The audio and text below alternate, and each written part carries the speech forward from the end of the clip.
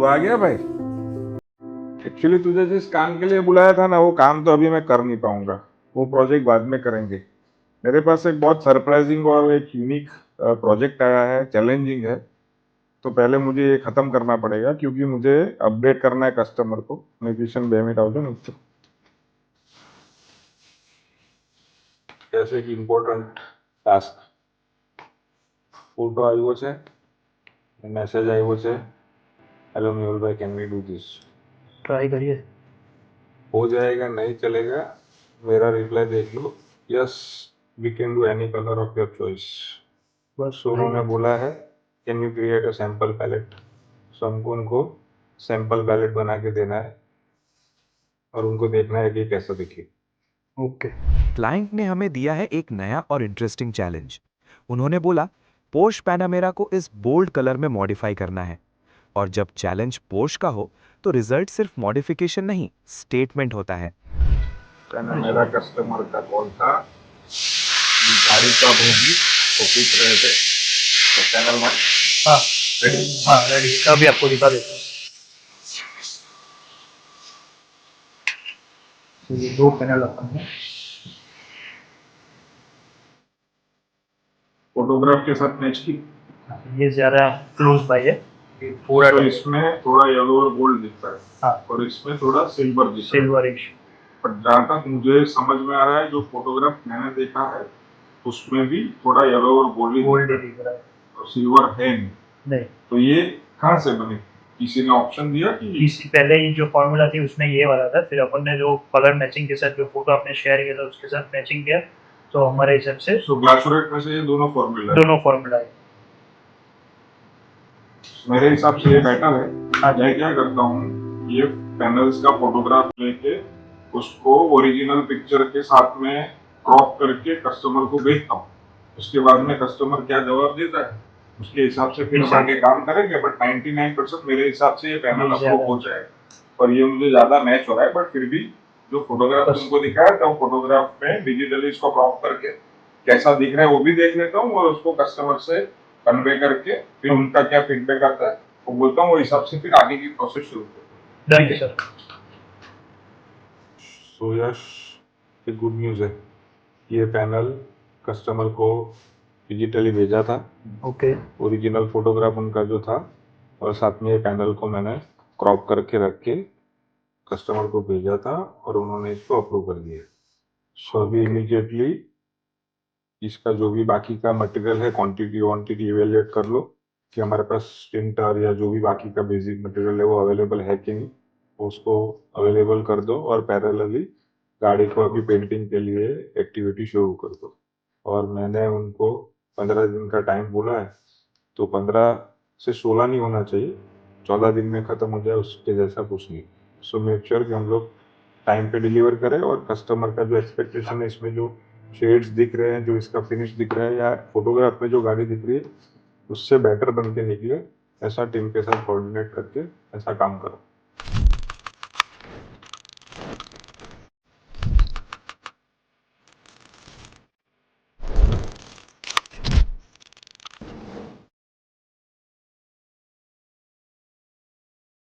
तो पैनामेरा की कलर का सिलेक्शन का प्रोसेस तो कंप्लीट हो गया, लेकिन वो प्रोसेस के दौरान जब गाड़ी एक जगह पे पार्क थी, तो वहाँ पे गाड़ी न्यूमेटिक सस्पेंशन वाली गाड़ी है, 9 साल पुरानी गाड़ी है।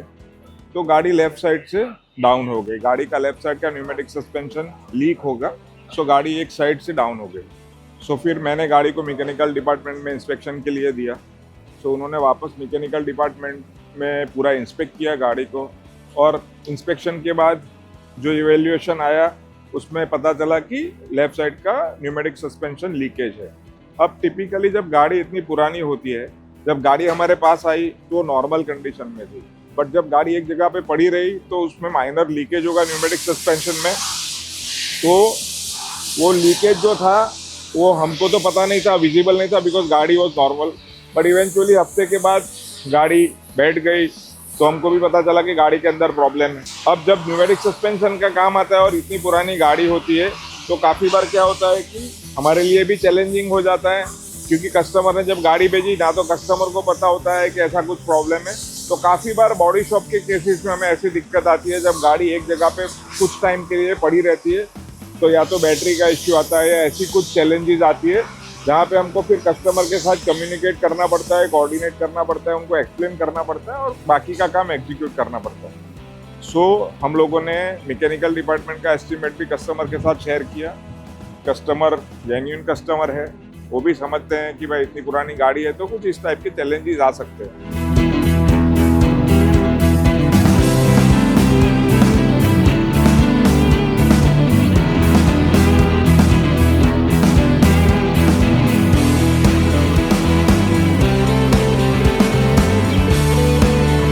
So finally pneumatic suspension change हो गया है।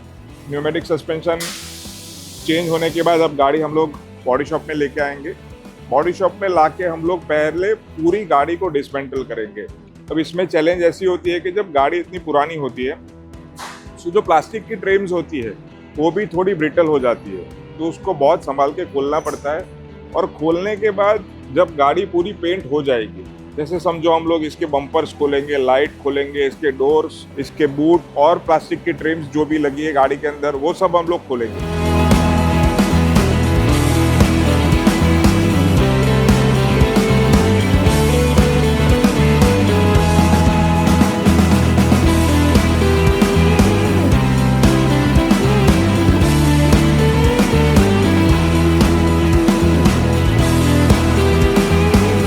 तो जब ये सब चीज़ें खोलते हैं, जो चीज़ पेंटिंग में नहीं जाएगी उसको बहुत संभाल के प्रिजर्व करना पड़ता है। हमारे पास वो सब चीज़ों को प्रिजर्व करने के लिए एक प्रॉपर स्टोरेज स्पेस है। हम ये सब पार्ट्स को बबल रैप करते हैं। बबल रैप करने के बाद उसको प्रॉपर बॉक्स में पैक करके एक डेजिग्नेटेड स्पेस पे स्टोर करते हैं, जिससे कि वो कोई भी पार्ट हमारे एंड से, हमारे हाथों से डैमेज ना हो। और उसके बाद में जो पुराना पेंट है उसको स्ट्रिप करके बेस से पूरी पेंटिंग की प्रोसेस को शुरू करेंगे और इवेंचुअली धीरे धीरे step by step her process को एक डेजिग्नेटेड एसओपी को ध्यान में रखते हुए, जो हमारे बंदों के साथ में कोऑर्डिनेट करके और उनको जो ट्रेनिंग मिली है वो ट्रेनिंग के बेसिस पे पूरी प्रोसेस को हम लोग कंप्लीट करेंगे।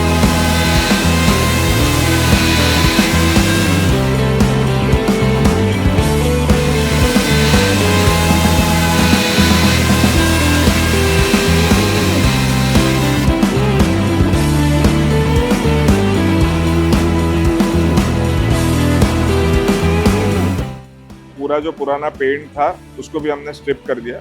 अब स्ट्रिप करने के बाद नेक्स्ट स्टेप आता है बेस कोट, प्राइमर जिसको बोलते हैं। तो पूरा पहले सरफेस को सैंड किया, क्लीन किया और उसके बाद में we have started the primer process. हमारे यहाँ प्राइमर और प्राइमर रिलेटेड जो भी एक्टिविटी है, बेस कोट की एक्टिविटी है, उसके लिए भी एक कन्फाइंड स्पेस है। यहाँ पे प्रिपरेशन स्टेशन है। हम लोग प्रिपरेशन स्टेशन के अंदर जो बेस कोट की जो एक्टिविटीज़ है, जो प्राइमिंग की एक्टिविटीज़ है या उसके ऊपर की जो एक्टिविटीज़ है, फाइनल फिनिश से पहले वाली जो भी एक्टिविटीज़ है वो यहाँ पे होगी। सबसे पहले हम लोगों ने गाड़ी को कलर को स्ट्रिप डाउन किया। स्ट्रिप डाउन करने के बाद हम लोगों ने उसको बॉडी फिलर से फिल किया, जहाँ पे छोटे मोटे डेंट्स या जो भी इंडुलेंसेस थे सरफेस के अंदर, उसको रेक्टिफाई किया। और रेक्टिफाई करने के बाद base coat means primer coat apply किया। प्राइमर कोट को फिर वापस ड्राई सैंडिंग किया और प्राइमर को ड्राई सैंडिंग करने के बाद हम लोगों ने वापस एक अलग सेकेंड प्राइमर का कोट अप्लाई किया। स्मूथ सरफेस, एकदम पूरी एकदम सरफेस को हमने प्रिपेयर किया और वो पूरी सरफेस रेडी हो गई है। और उसके बाद अब गाड़ी पेंटिंग के लिए पेंट शॉप के अंदर, पेंट बूथ के अंदर जाएगी।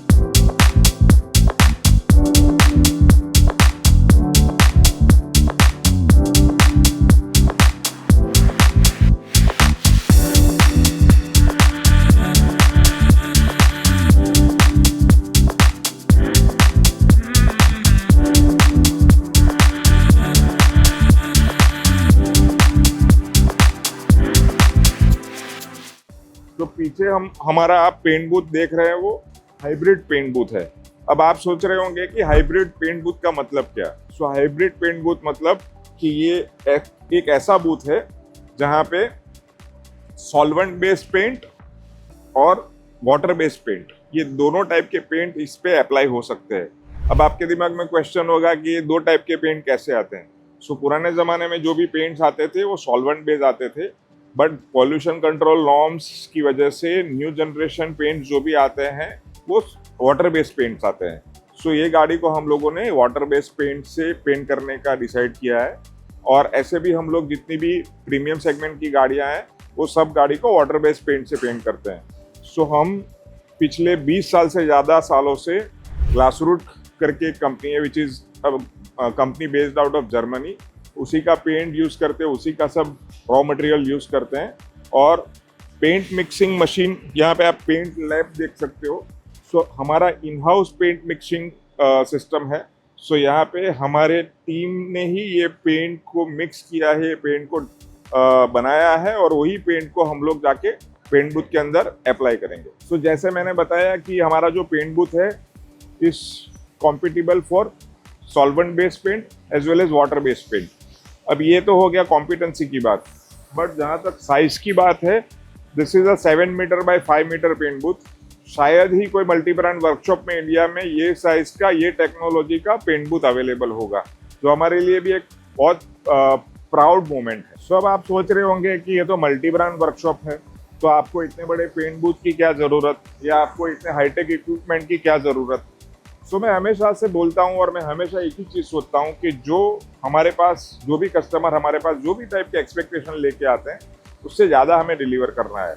अब जब आप पेंट बूथ की साइज़ देखेंगे तो काफ़ी बार क्या होता है कि जब गाड़ी पेंट करते हैं तो गाड़ी पहले पेंट होती है और फिर बाकी के जो पैनल्स हैं, प्लास्टिक के कंपोनेंट्स या डोर्स वगैरह, वो बाद में पेंट होते हैं। बट हमारे पास ये एडेड एडवांटेज ऐसा है कि हम लोग गाड़ी के साथ में ही पैनल्स पेंट कर सकते हैं। अब इसका एक एडवांटेज है, जब एक साथ में कलर बनता है, एक ही क्वांटिटी में कलर बनता है, तब जाके जब अगर वो कलर हम लोग अप्लाई करते हैं व्हीकल के ऊपर, तो वेरिएशन आने की प्रोबेबिलिटी बहुत कम है। अगर आप नई गाड़ी भी देखोगे, काफ़ी बार आपने ऑब्जर्व किया होगा कि गाड़ी का कलर अलग दिखता है और गाड़ी के प्लास्टिक पार्ट्स का कलर अलग दिखता है। इसके पीछे का रीज़न यही है कि कलर के 2 अलग बैच हैं, तो शायद एक थोड़ा 19-20 हुआ हो, इसी वजह से प्लास्टिक के पार्ट्स अलग पेंट हुए हैं और बॉडी अलग पेंट हुई है। तो जब असेंबल होगी गाड़ी तो कलर वेरिएशन आपको एकदम विजिबली दिखेगा। वो अवॉइड करने के लिए हमने ये साइज का बूथ रखा है, तो जाके टीम एक ही बार में पूरी गाड़ी को एक ही कलर के लॉट में पेंट करके कंप्लीट कर सकती है, जिससे कि वेरिएशन नहीं दिखे और आपकी गाड़ी एकदम यूनिफॉर्म दिखे। तो टिपिकली जब कस्टमर हमारे साथ बात करते हैं तो इनके साथ जब इंटरेक्ट करते हैं तो उनके लिए गाड़ी का पेंट करना मीन्स पेंट करना, बट हमें ही पता है कि वो पेंट के पीछे पेन कितना है। क्योंकि आप गाड़ी रिसीव करो, आप गाड़ी के अंदर जो चैलेंज एरियाज है उसको आइडेंटिफाई करो, उसके बाद में उस चैलेंज को अपॉर्चुनिटी में कन्वर्ट करो, चीज़ों को एग्जीक्यूट करो। सो फॉर एन एग्जांपल, एक छोटी सी चीज़, गाड़ी पेंट कर रहे हैं एक्सटर्नली और अंदर डैशबोर्ड वगैरह तो लगा है, सीट वगैरह लगी है। अब उसके ऊपर कोई एडवर्स इफेक्ट पेंट की नहीं जाए तो उसको अच्छे से प्रोटेक्ट करना पड़ता है। आपको सरप्राइजिंग लगेगा, बट हमारी गाड़ी पेंट बूथ के अंदर जाती है, उससे पहले जब मास्किंग होता है, वो मास्किंग प्रोसेस में कम से कम हमको 3 से 4 घंटे लगते हैं और इतने ज़्यादा प्लास्टिक्स और पेपर्स यूज़ होते हैं कि जब आप देखोगे तो आपका दिमाग खराब हो जाएगा। और दूसरी एक इम्पॉर्टेंट बात, जब हम मास्किंग करते हैं तो हमको बहुत प्रिसीजन के साथ मास्किंग करना पड़ता है। अगर गलत जगह पे मास्किंग कर दिया तो गलत जगह पे पेंट या तो रह जाएगा या तो वहाँ पे पेंट नहीं लगेगा। सो पेंट बोलना बहुत ईजी है, लेकिन एक्चुअली उसकी जो एग्जीक्यूशन की प्रोसेस है उसके अंदर बहुत सारी स्किल, बहुत सारा कमिटमेंट इन्वॉल्व होता है और बहुत सारे इक्विपमेंट्स, इंफ्रास्ट्रक्चर और टेक्नोलॉजी का भी इन्वॉल्वमेंट होता है। सो टीम जिस हिसाब से काम करती है, अगर कमिटमेंट नहीं हो तो जो रिजल्ट एक्सपेक्टेड हो कस्टमर का वो नहीं मिल सकता। सो पूरी गाड़ी पेंट हो गई, बॉडी पेंट हो गई, हर छोटे मोटे पैनल को पेंट कर दिया, प्लास्टिक के सब पैनल को पेंट कर दिया, कुछ पैनल्स को हम लोगों ने पियानो ग्लॉसी ब्लैक पेंट किया। अब टाइम है ये सब चीज़ों को असेंबल करने का। अब आप सोचो कि ये सब पेंट की हुई पैनल है, पेंटर ने इसको पेंट किया है, जो पेंटिंग टीम है उसने उसको पेंट किया है। अब असेंबली टीम की बारी आती है उसको असेंबल करने की, तो उनको भी बहुत ध्यान से संभाल के इसको वापस गाड़ी के अंदर असेंबल करना है। काफ़ी चीज़ों का ध्यान रखना पड़ता है। एक तो first of all original location पे प्रॉपर वे से बैठेगा पार्ट, तभी जाके जितने भी बॉडी पैनल्स वगैरह है वो इक्वल दिखेंगे।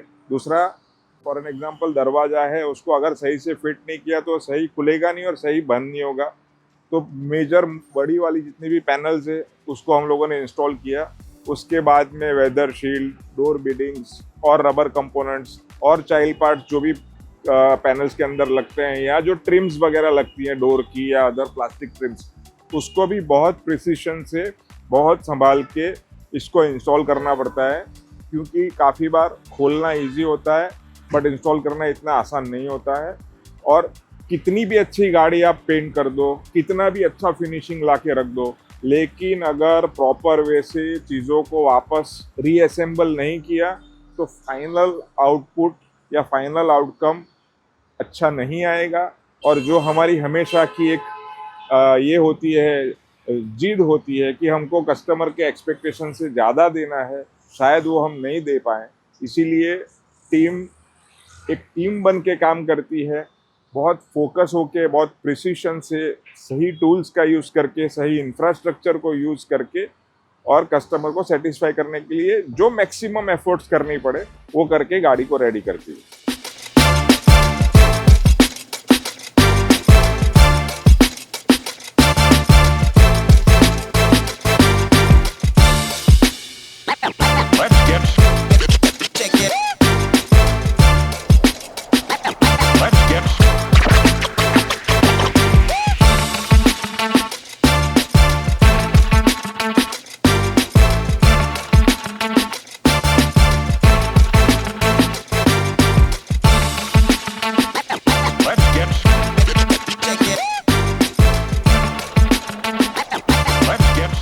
पेंटिंग हो गई, गाड़ी कंप्लीट है एकदम, बट पेंटिंग के बाद में उसको प्रोटेक्शन लेयर देना पड़ता है। सो हम जो भी गाड़ी को पेंट करते हैं, हम कस्टमर को रेकमेंड करते हैं कि वो गाड़ी के ऊपर या तो आप पॉलीमर कोटिंग करवाओ या उसके ऊपर सिरामिक कोटिंग करवाओ। ये पैनामेरा के ऊपर हम लोगों ने पॉलीमर कोटिंग किया। पैरेलली ये गाड़ी का विंडस्क्रीन ग्लास था, वो थोड़ा हेजी था बिकॉज 9 साल से ज़्यादा पुरानी गाड़ी है।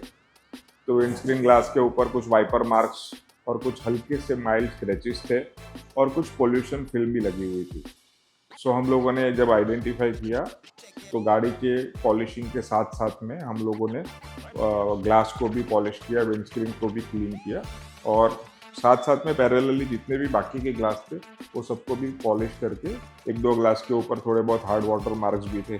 गाड़ी पार्किंग में कहीं रहती होगी, ऊपर से कोई XYZ जगह पे से छोटा सा पानी का लीकेज होगा तो हार्ड वाटर मार्क्स भी आ गए। तो हार्ड वाटर मार्क्स को भी निकाला, और बिकॉज सरफेस आपकी एकदम अच्छी हो गई है, फ्रेश है, तो ग्लास अगर 19-20 होंगे तो अच्छी नहीं दिखेगी गाड़ी। सो ओवरऑल गाड़ी को हम लोगों ने कंप्लीट किया पॉलीमर कोट करके और ग्लास कोट करके, और ग्लास को पॉलिश करने के बाद हम लोगों ने वाटर रेपेलेंट ट्रीटमेंट किया। सो बारिश का अगर कोई पानी गिरता है तो तुरंत वहाँ से निकल जाए, ग्लास के ऊपर अटका नहीं रहे, इससे कि आपकी विजिबिलिटी भी अच्छी हो जाती है। सो ये पूरी प्रोसेस पेंटिंग के बाद हमने की। छोटी मोटी क्लीनिंग ज़रूरी होती है पोस्ट पेंटिंग, वो हमने की। कोई जगह पे हल्का छोटा मोटा ओवर स्प्रे हुआ होता है, वो भी पैरेलली हम लोगों को ऑब्जर्व करना पड़ता है और उसको क्लीन करना पड़ता है। तो पूरी प्रोसेस करके, क्लीन करके हम लोगों ने कंप्लीट करके टायर पॉलिश के साथ में गाड़ी को डिलीवरी के लिए रेडी कर दिया।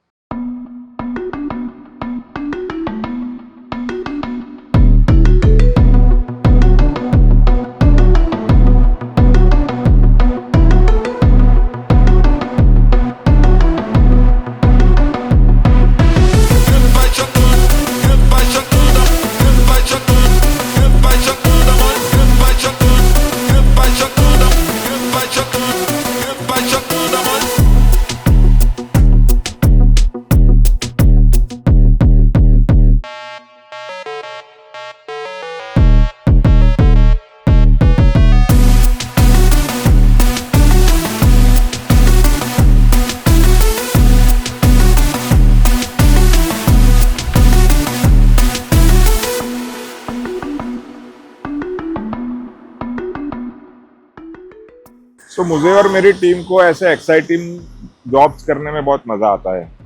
थोड़े चैलेंजिंग हमेशा होते हैं, चैलेंजिंग ज़रूर होते हैं, बट जब कंप्लीट होते हैं तो कुछ अलग टाइप की फीलिंग, अलग टाइप का सेटिस्फेक्शन मिलता है। बिकॉज रूटीन जॉब्स रूटीन जैसे होते हैं, बट इस टाइप के जॉब जहाँ पे एक्सपेक्टेशंस हाई हो, जहाँ पे कुछ ऐसी चीज़ हो जो हम पहली बार कर रहे हैं, जहाँ पे कुछ ऐसी चीज़ हो जो हम इंडिया में फर्स्ट टाइम कर रहे हैं, तब जाके अगर ये जॉब्स कंप्लीट होते हैं तो कुछ अलग लेवल का सुकून मिलता है, रात को नींद अच्छी आती है। ये गाड़ी के केस में भी मुझे ऐसा लगता है कि कस्टमर खुश होंगे, कस्टमर को गाड़ी पसंद आएगी और मैं फीडबैक का इंतज़ार करूंगा, और शायद अगर मेरे एक्सपेक्टेशन के हिसाब से या उससे अच्छा फीडबैक आया तो मेरा दिन अच्छा जाएगा, मेरी रात अच्छी जाएगी, मुझे अच्छी नींद आएगी और मुझे मेरी टीम पे नाज है, लेकिन वो और बढ़ेगा। टीम का कॉन्फिडेंस भी बूस्ट होगा, मेरा मेरी टीम के ऊपर कॉन्फिडेंस बूस्ट होगा और ऐसे और नए चैलेंजिंग जॉब्स लेने में हमें खुशी भी होगी और हम इंतज़ार करेंगे कि ऐसे कुछ नए चैलेंजिंग जॉब्स हमारे पास वापस आए और हम उसको इसी तरीके से अच्छे से एग्जीक्यूट करके कस्टमर को सेटिस्फाई करें। सो फाइनली जिस घड़ी का मुझे इंतज़ार था, जिसके लिए मैं वेट कर रहा था, कस्टमर फीडबैक, क्योंकि हमारे लिए customer feedback is our fuel. So customer feedback आ गया है एंड लकीली वो ऑडियो फॉर्म में है। So let's listen what customer says about the project. क्या कस्टमर का फीडबैक है, उनकी क्या फीलिंग्स है। So let me just listen. મેહુલભાઈ, મેં ગાડી જોઈ પોર્શ આપણી પેનામેરા, મારી પાસે ખરેખર શબ્દો નથી. ખોટા વખાણ કરતા આવડતા નથી, બટ જેન્યુઅનલી એમ સ્પીચલેસ મેહુલભાઈ કે ફોર્ચ્યુનરમાં જે કામ કર્યું હતું ને એનાથી સારું કામ આ ગાડીમાં થયું છે. લાઈક ફોર્ચ્યુનરમાં નો ડાઉટ બેસ્ટ જ વર્ક કર્યું છે. આની જેવું ફિનિશિંગ કદાચ સુરતમાં કોઈ નો કરી કે, બટ પોર્શ પેનામેરાનું તો એવું જ લાગે છે કે ફેક્ટરીમાંથી પેન્ટ થઈને આવ્યું હોય ને એટલું વેલ ડન કર્યું છે કે લાઈક નાના નાના સેન્સર્સ ને બી તમે એટલા ડિટેલમાં કવર કર્યા છે ફ્રન્ટના, અને ખરેખર impressive Mehulbhai. Thank you so much ભાઈ. તમે એટલું, આઈ નો અમારું ક્રિટિકલ કામ હતું, તમારે બી લોડ વધારે હોય, દિવાળી હોય, તો બી તમે અમારું કામને પ્રાયોરિટી આપીને સમયથી ડિલિવર કરી દીધી. મેહુલભાઈ, એના માટે ખૂબ ખૂબ ધન્યવાદ અને ખરેખર તમને તમારી ટીમને સલ્યુટ છે કે તમે આ કામને અંજામ આપ્યું અને બહુ સારી રીતના આપ્યું. I am very happy. Thank you મેહુલભાઈ. सो जब भी इस टाइप के फीडबैक्स आते हैं, मेक्स मी इमोशनल, मेरे आंखों में पानी आ जाता है और मैं, जैसे मैंने बोला था कि मेरी जो एफर्ट्स और मेरी टीम की जो एफर्ट्स इसके पीछे लगी है, जो थकान लगती है काम करने में, वो सब ख़त्म हो जाती है and we feel very happy and we feel very proud that somebody is liking our work. So customer को मैं दो हाथ जोड़ के थैंक यू बोलता हूँ, बिकॉज अगर कस्टमर हमारे पे भरोसा नहीं रखेंगे तो एमक्विक का कोई वजूद नहीं है, एमक्विक का कोई एग्जिस्टेंस नहीं है. So whatever we are today, it is because of our customers trust and support. Thank you so much.